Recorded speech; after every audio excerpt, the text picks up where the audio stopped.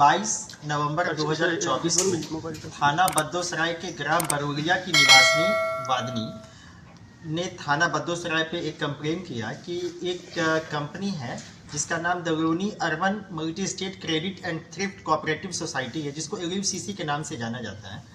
और इस कंपनी ने इनको एक कूट रचित बॉन्ड दिया करीबन 1,25,000 रुपये का, और वो इन्होंने फ्रॉड किया और वो कंपनी बंद करके कंपनी के जो ओनर हैं, एजेंट हैं, वो भाग गए। इस संबंध में थाना बद्दोसराय पे मुकदमा अपराध संख्या 289/2024 सुसंगत धाराओं में पंजीकृत किया गया बनाम राम नरेश आदि 8 नफर व्यक्तियों के अगेंस्ट।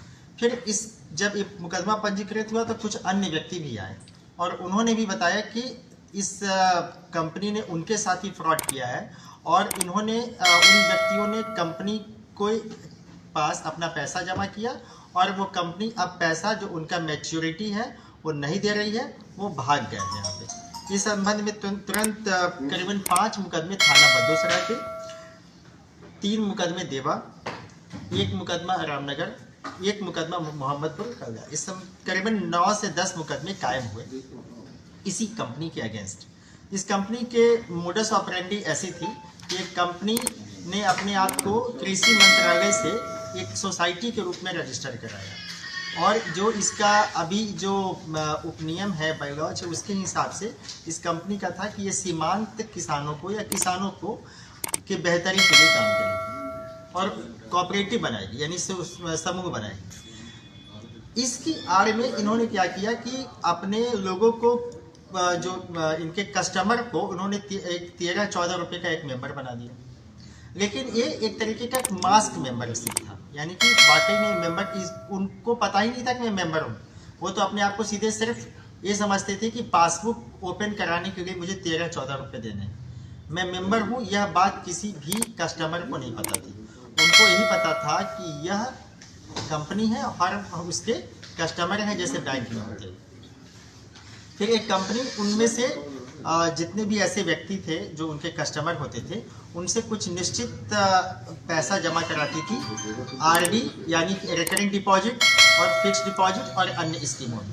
कुछ 1 बरस के होते थे, कुछ 2 बरस के, और इनका था कंपनी का कि हम आपको 5.5 बरस में ही पैसा दुगना करके दे देंगे। और इस जो आप समझिए कि वैल्यू में ऐसा जो परफोरेटेड जो सॉलेन टाइप का एक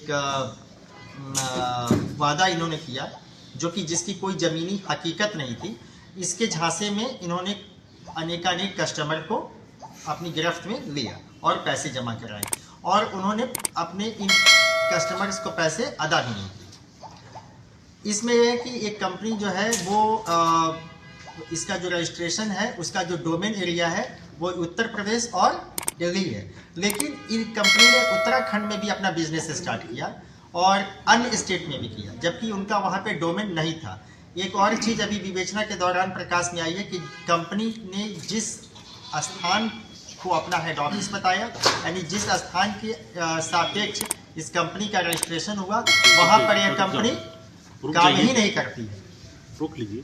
वहाँ पर एक कंपनी काम ही नहीं करती है। इस समय एक कंपनी वहाँ पे नहीं है।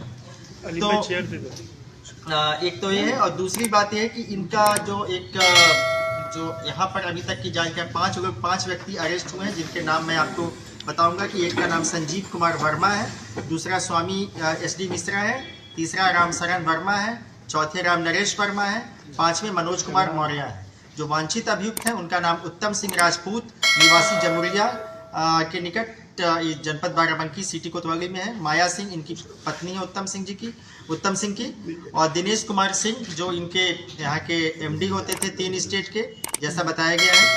अखिलेश मिश्रा और संतोष कुमार मिश्रा, यानी 9 व्यक्तियों के अगेंस्ट है, जिसे 5 अभियुक्तों को गिरफ्तार किया गया। 4 अभियुक्तों की गिरफ्तारी के प्रयास किए जा रहे हैं।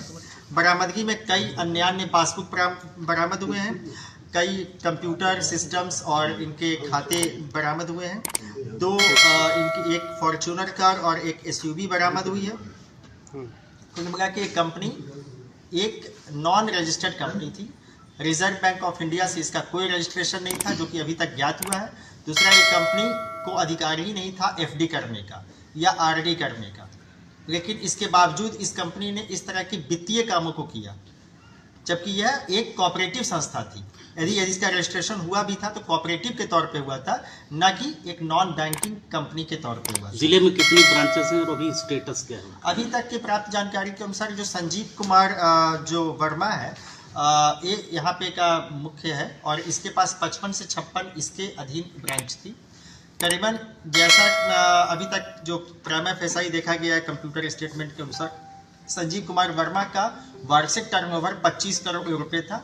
ऐसे 12 व्यक्ति उत्तम सिंह को रिपोर्ट करते थे, जो कोर कमेटी मेंबर है। और इस कोर कमेटी के मेंबर के ऊपर एक सीएमडी है जिसका नाम अभी इन सब अभियुक्तों से पूछताछ में समीर अग्रवाल करके आया है। अभी इसके संबंध में जांच की जा रही है। तो ब्रांचेस बंद हो गई सबके जो 55 है? हाँ, जितनी ब्रांचेस के बारे में पता हुआ वो पुलिस ने उसको विवेचना के दौरान उसको अपने अभिरक्षा में लिया है और वहाँ पर फर्क बनाकर अन्य आवश्यक कार्रवाई सुनिश्चित की।